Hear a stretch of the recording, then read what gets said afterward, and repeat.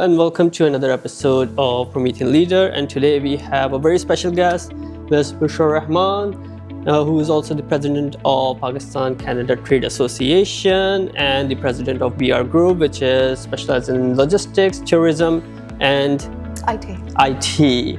And Bushra also sits the Committee of Commerce at the Pakistan Senate and advise on policy development and also helping startups in Canada and Pakistan. So that's a big introduction. First of all, thank you so much for coming and giving me this interview. I really appreciate it. Thank you, Sarma. Thanks for having me. Yeah, how are you doing? I'm doing great, thank you. So I just want to start by asking you, how did you actually get started in the world of entrepreneurship? Entrepreneurship really happened at a very early age for me at age 21. It happened as part of a need. I needed to, work at 21, of course. I was still pursuing my college education. And I came across an opportunity to get into logistics. And little did you know at that time, I thought, okay, you know what, if I do this, I can continue my undergrad at the same time while this goes on. But when I started doing the logistics part, I started with one truck and then actually started with 2 trucks and then 3 and then 4 and then it grew into multiple companies in US and Canada. But it came across just an opportunity off of a newspaper. I saw something and I just, followed the lead, I guess. So it was more of like going with the flow kind of thing? I would say more of a need-based thing and also an intuition that something told me that I need to pursue it and I need to pursue it. A, it was because my need, and B, there was a lot of other opportunities too, but I just felt like I'm going to pursue logistics because at that time, we're talking 15, 12 years ago, when there was a boom coming for the e-commerce and the trajectory and everything was saying that your best bet was real estate or logistics. I didn't have enough money to get into real estate, but I had just enough, little bit of seed money that I had my own savings, and we decided to, I'm gonna go into logistics and never look back. So it's like when there's a time to bet on something, bet on yourself. If you have the gut feeling, I'm a very strong, my entire life, all my business decisions are actually based at a gut feel. I've obviously made, wrong decisions. I'm not going to say all my decisions were right, but the decisions that I felt extremely strongly about in my gut, those turned out very fruitful. So, it's like some people have this intuition or like you can call it a dream to actually get into entrepreneurship, become a business person or get into that. And some people start with the career in like a job and full-time work and everything, and then maybe something related to entrepreneurship that comes in. Like, you knew that you want to go into entrepreneurship, or was it something, as you said, like intuition or something that drove you towards? Sarmad, I knew one thing for sure, that I'm never going to thrive or even sustain a 9-to-5 lifestyle. I knew that from day one. So even when I was pursuing my education and I was trying to start a family, I knew one thing for sure, that there's no way that I want to end up in 9-to-5. So I knew that I'm going to have to start my own business. But my story before told you why I chose logistics compared to anything else. I mean, at that time, even today, you don't see any girls or women in logistics. At that time, I was only 21. So the choice is interesting. When I tell people that I'm actually in trucking business, they get very shocked that it's actually like a woman in a trucking business. And then of course I diversified as I went along. It was always going to be an entrepreneurial route for me. I was always going to have be my own boss sort of a thing. I was always needed to have the autonomy in my life where I don't have to sit in the office 9-to-5 because I have too big of dreams to just sit somewhere and waste 10 hours of my day. I couldn't do that. That's amazing, because people who find out very early in their life that entrepreneurship is something that they want to do, and then it's like those kind of dreams just keeps on bothering them. Like as you said, 9-to-5 is not your thing. And when people find out that, like even for me, I would say that, because then if you do not achieve that, it keeps on bothering you and keeps you awake at night kind of thing.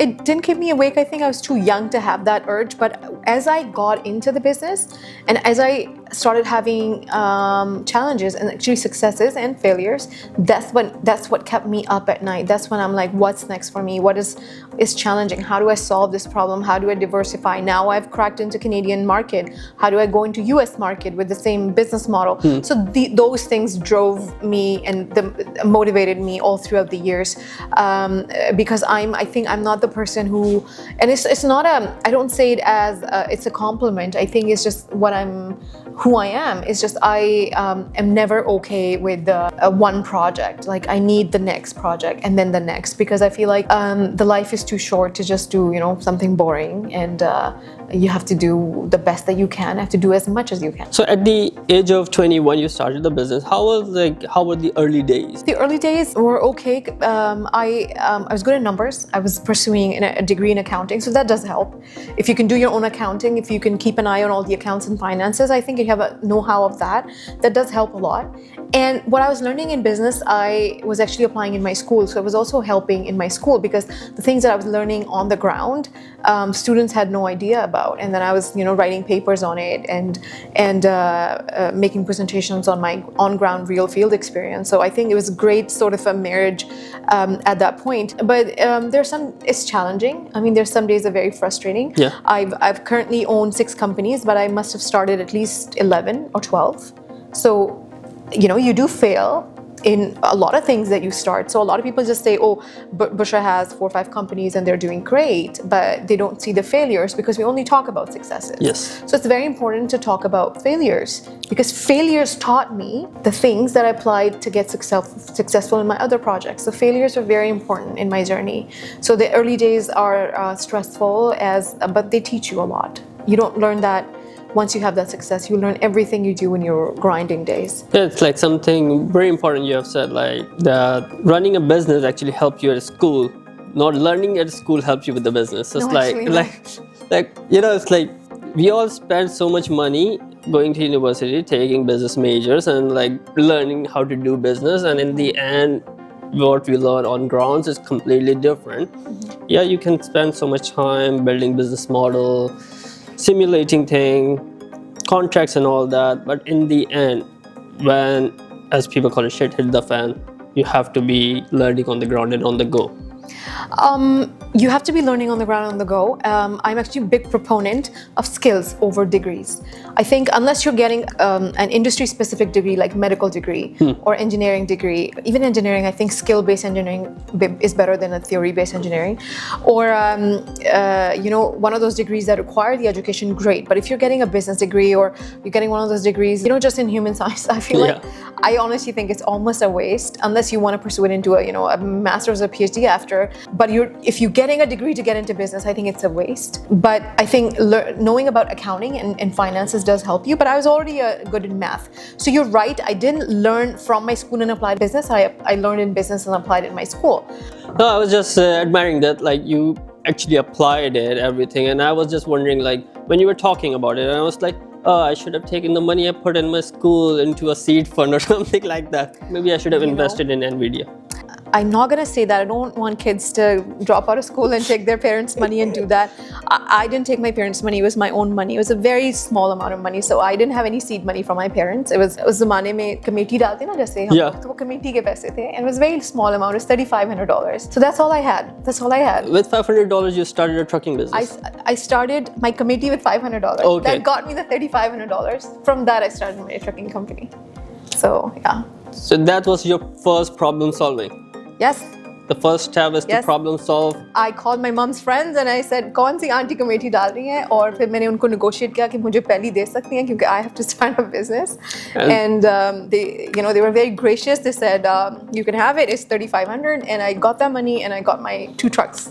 See, so we got 2 lessons already. First is to problem solve, and then second is negotiating. Negotiating, and don't ask money from anybody. Do it yourself. If you fail, it's your money. Yeah.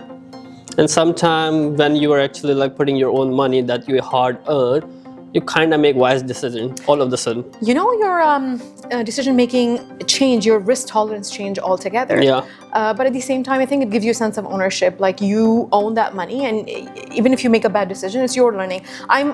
I've lost a lot of money in my entrepreneurship career. I made a lot of money. But it's very important for me to, like I said, my failures taught me so much that it was able to make me the lessons that I learned from my failures was help me make the money and more in other projects and other places. So it was very important. It's very important that you actually fail. So go ahead, fail. As long as you don't quit. If you quit after a failure, then that's a failure.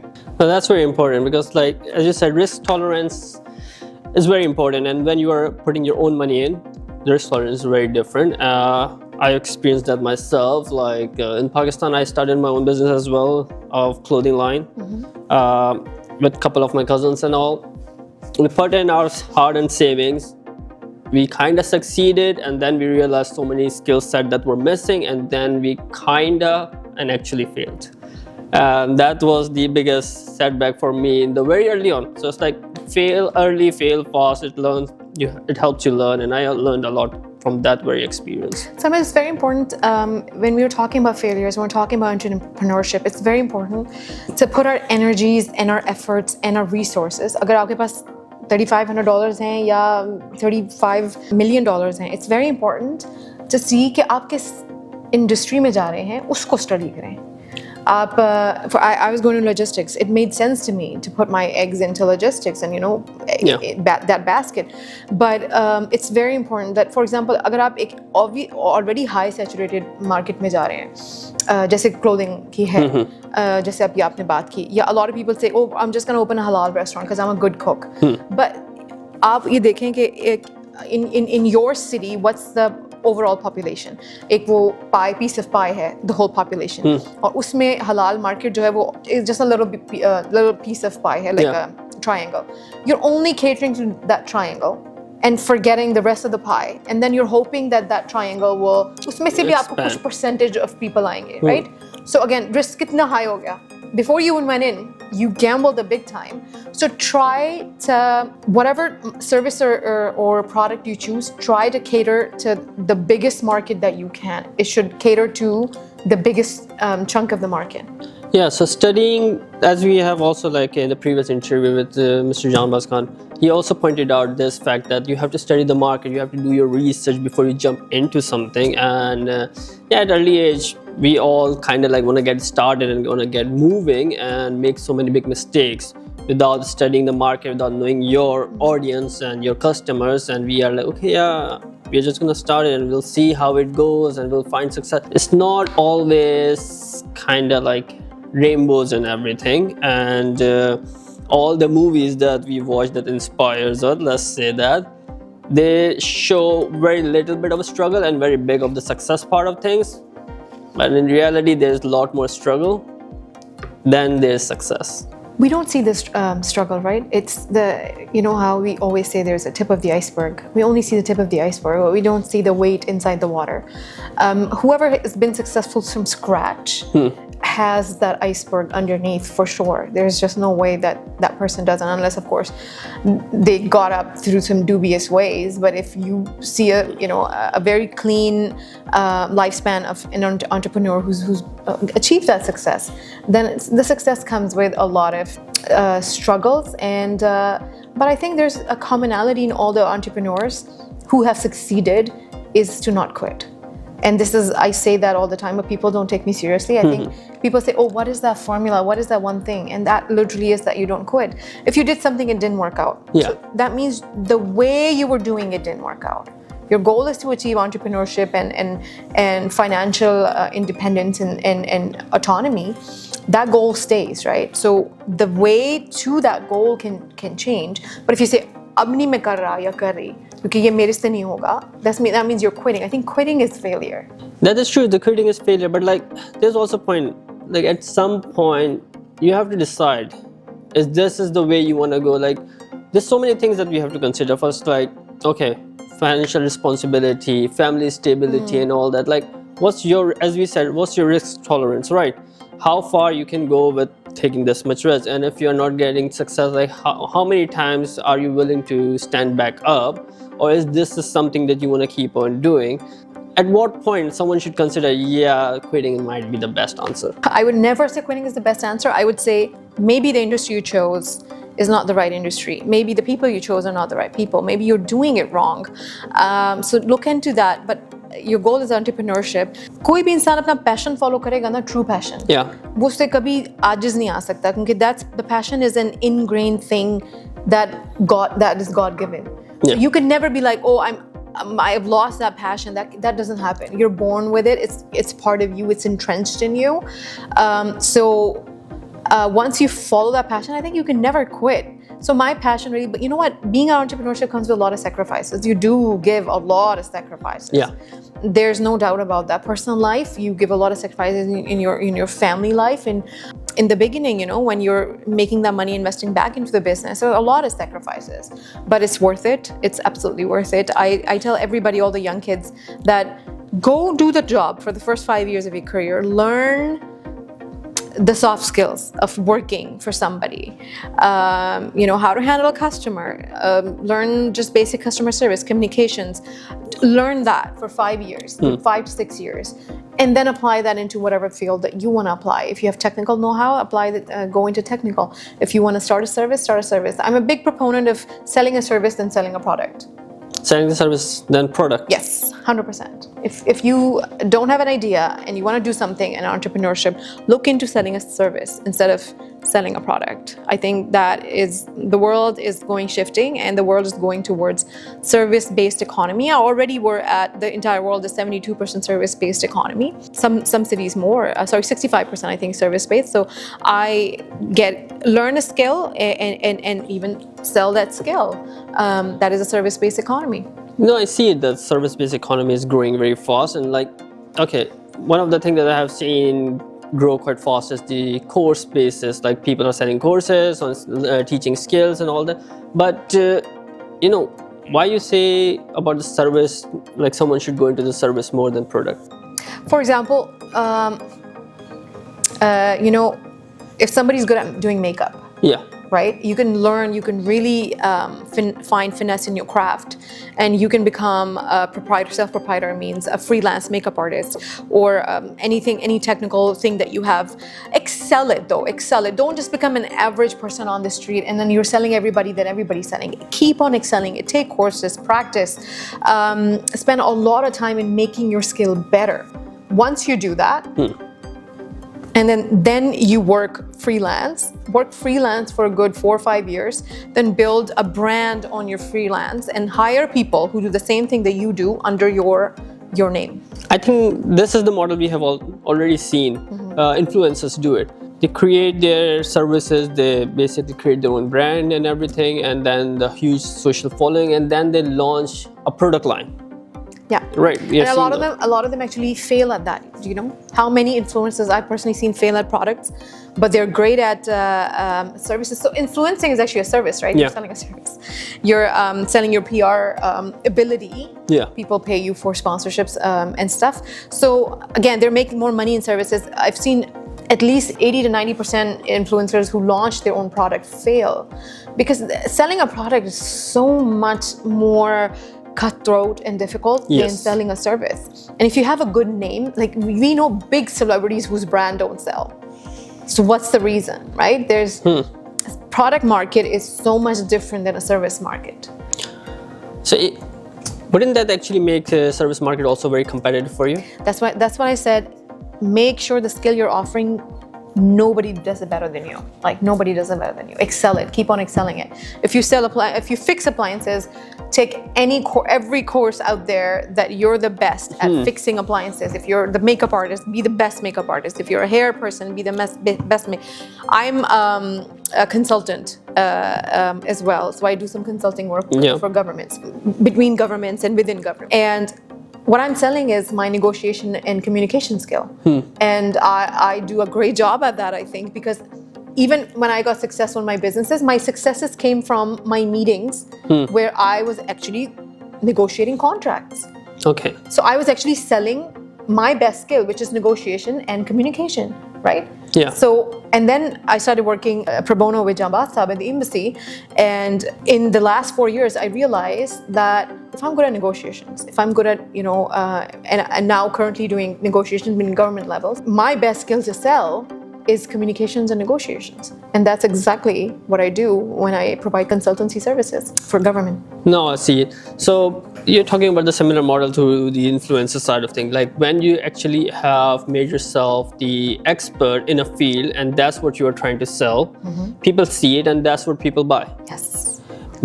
Then it's also similar to actually selling the product. If you are able to make your product look like the expert in the field, the best product in the field, that's what people will buy as well, right? What's my product then? I'm not selling any product. Yeah, but you're selling the service. That's what I'm saying. So I'm selling the service. Service sells.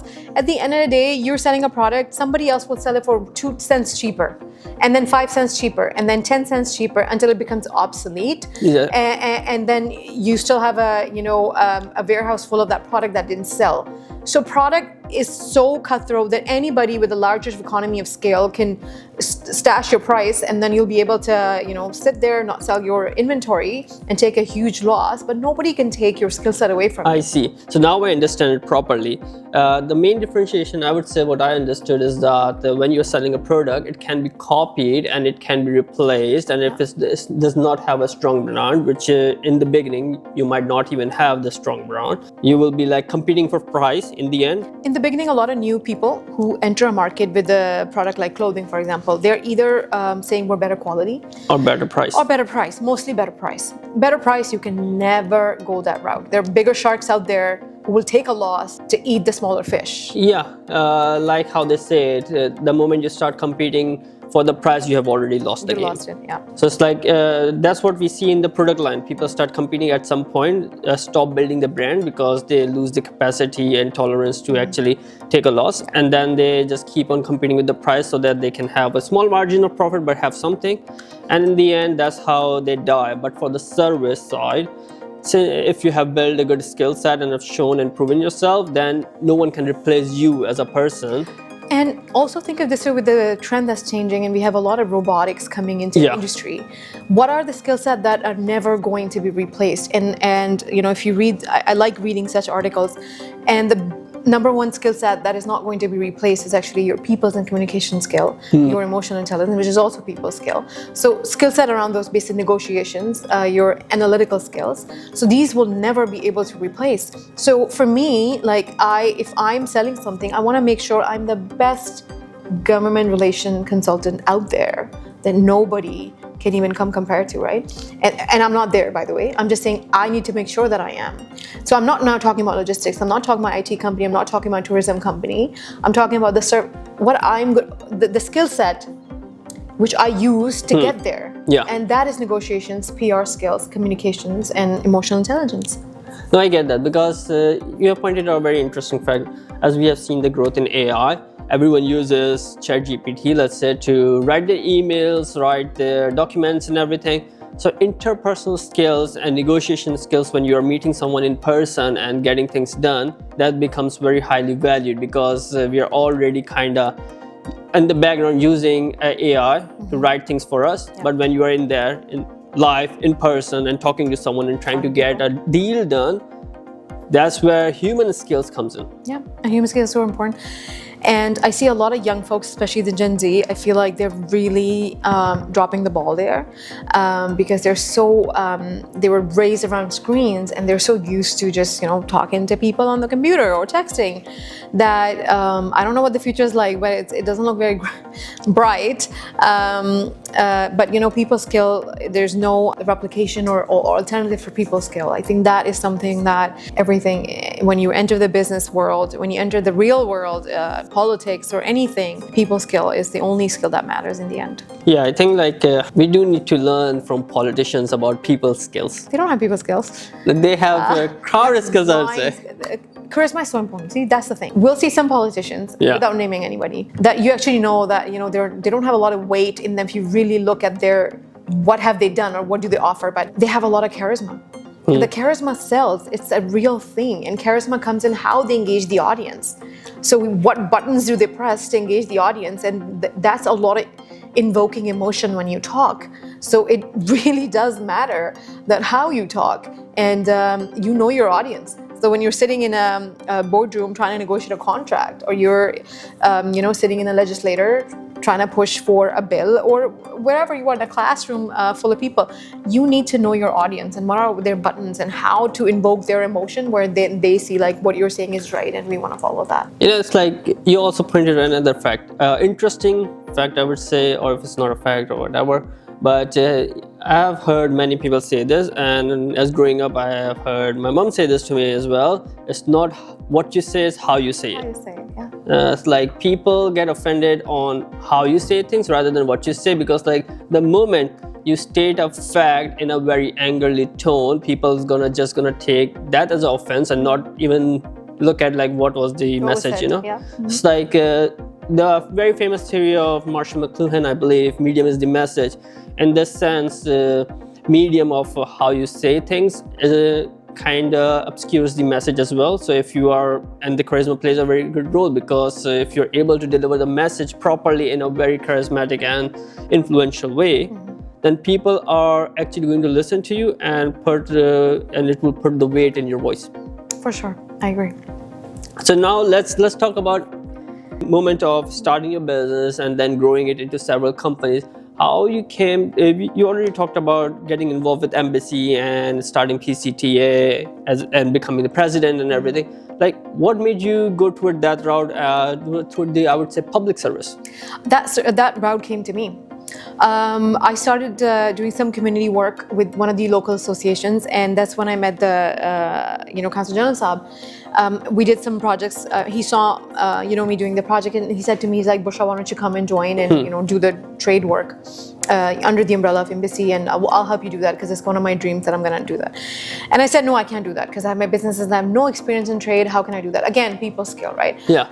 Because I had this kida jise kehle, or this fire in me that tells me that if there's an opportunity I know nothing about, learn it, but don't say no to the opportunity. So I thought 6 months on it, and then I accepted it. I said, I'm going to do it. I'm going to do it pro bono. I'm not going to take money. But don't worry, even if you don't pay me, I'm answerable to myself, and to me that's the biggest accountability. So you don't have to follow up that. He really wanted to pay me. He's like, no. I'm like, I will still do my best whether you pay me or not, but I cannot take any money from Pakistan. So let me do pro bono because this is giving me an opportunity to learn. So this is how it came about. It's been over 3.5 years. We've never looked back. We've come miles ahead. We've achieved great successes. When I say we, I have a wonderful team with board of directors, which have been cherry-picked, hand-picked from all over Canada, the best Pakistani businessmen and women in Canada, in North America, and we picked them by hand, and they're now part of the board. So I'm so happy that this actually is my legacy as well. Yeah. That when I leave from this presidentship, I will always be the founding member of PCTA. Yes. And I'll leave it with, in the wonderful hands of my board of directors, and one of them will take the torch forward. So it's just my biggest learning in my life, and is actually PCTA, not my businesses. On the PCTA, I want to ask you, what's your current goal as a president of PCTA, and where do you see PCTA going in the future? My goal was to connect it take it to all over North America, which we achieved. We're going to now, inshallah, come January, we're going to have it under the patronship of the embassy in Ottawa. So we're now in all over North America. So, goal, of course, is overall to boost exports from Pakistan and take the investment to Pakistan. We have achieved it, and we'll continue to achieve it. We take almost 300 to 400 pilgrims and religious yatris to Pakistan every year. So that brings in a lot of investment and a lot of money to the country, and gives Pakistan a very good name. It's a lot of goodwill that comes from the people who come back, and they're North American Sikhs. So we've built that relationship on an economic corridor. Pakistan and North American Sikhs relationship is currently at its highest, and it's all because of that economic corridor being available. Pakistan government has done amazing by offering them visas and open visas or visas on arrival for Canadian and American Sikh. So we've done that. We've had the first and only North American Pakistan's single country expo in North America. We've had fashion show all over Canada, where we brought in Pakistan's top designer who exhibited and performed like a road show all over Canada. And after the fashion show, we were able to place about 4 of them in some of the biggest outlets here in Canada. So we've done amazing work and continue to do so. Yeah. We're bringing in we're taking delegations from here to Pakistan, and we're trade delegations, and we're bringing delegations from Pakistan to here. So IT wala aa raha hai agle saal, mining के लिए जा रहा है, I'm taking a religious tourism based, which is agle mahine. I'm taking about 200 from here and about 150 from Toronto. Sikh yatris will go. Amazing. Yeah, so these are all trade-based things. Trade में सिर्फ commodity trade नहीं होती, trade में बहुत income pass करता है trade ना. Yeah. So these are the wonderful things we've done. Very strategic, very grand level पे वो बातें होती हैं. So I'm very excited. Currently, Pakistan is in a position to gain much for the first time in decades, to gain from current political stage. You know, Bangladesh के साथ हालात अच्छे हो गए हैं. Trade is going to open again because, you know, under the last regime, the trade had been capped. It will reopen. Pakistan and Canada have great opportunity currently to tap into because Canada has pulled out of India. So that gives Pakistan a huge opportunity if they were to take it. Things are looking very bright at this point. All right. So before we wrap up, we have talked so much about entrepreneurship and trade and negotiation. I would just want to ask, if you have to give one piece of advice to aspiring entrepreneurs, what would that be? My advice, I gave it throughout the show. I don't quit. But before you get into any industry, you have to do a very solid research on the industry that you're going into. Don't just be like, okay, mere cousins keh rahe hain, ye karte hain, to ye karte hain. No. Give more time to research and then jump into it, you know, hit the ground running. Don't quit at first couple of hiccups or failures, I would call them. Don't call them failures. They're struggles, and get over them. If you fail completely, it doesn't matter. Start again until, and find your passion. It'll come to you. My passion came to me, and at this age where I've lived already, you know, a good part of my life, my passion came to me 4 years ago, which is actually public diplomacy. I had done my businesses. I had gotten into 3 to 4 companies. And that's when my passion came to me through this trade work, when I started working public diplomacy and realized this was my passion all along. So let your passion come to me, but once it does, recognize it and don't let it go. That's amazing. As you said, failures are not really failures. It's more like a learning experience. Let's just call it that. And hiccups, yes. And hiccups and a good learning experience, because you're already paying like so much in the tuition fees. This learning experience might be a bit cheaper than that. That's true. At this point. I know. All right. Thank you so much, Bushra, Thank you. for coming on the show. And it was amazing having you. Thank you so much. Thank you so much. Thank you.